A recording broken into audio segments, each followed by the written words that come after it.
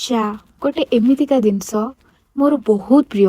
मु जेते डिप्रेशन में थाए कि टायर्ड रे थाए चाह कपे मारिबा को मु बिल्कुल भी भूलेनी। आज संध्यारे शूटिंग साइट रु फेरु फेरु M3 कहले आज मते बहुत टायर्ड लागुची तो मु कहली चलो गोटे बढ़िया चा तुमको बनै की देबी जो थिरे तमर थकापन जीव मोर भी। सांगे सांगे आसी गैस लगे पैन रे 2 कप पानी दे देली।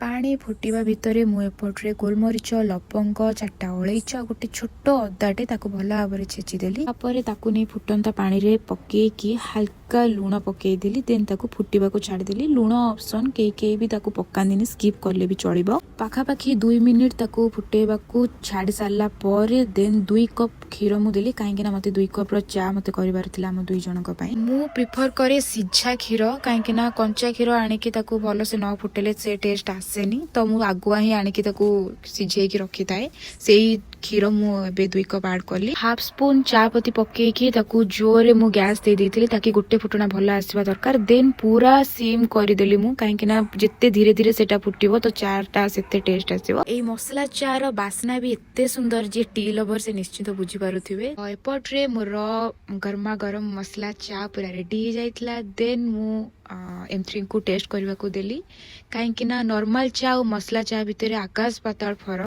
मसला चा रे माने ठंडा रे मुंड बिंधा होतले भी सेटा कमी जिवो। कोल्ड कफ थिले भी सेटा माने बहुत आराम लागिवो। ता सहित थकान भी दूर होई जिवो। बहुत बढ़िया लागे। मु तो केबे भी स्किप करेनी। जेते बळे भी मु शूट रो आसी भी जोठी थाए जेमिति भी थाए जेते डिप्रेशन थाए मु चा केबे भी मिस करेनी। ता सहित मु निजे करिके पीबा सहित एमती मु घर लोकन को दिए। आउ आपण माने भी ए शीत दिने चा रो भी मजा नियंतु तो निश्चित घरे बनैबे तो केमती कोन लागिला सेटा मते कमेंट माध्यम रे जणैबे। रहिली जय जगन्नाथ।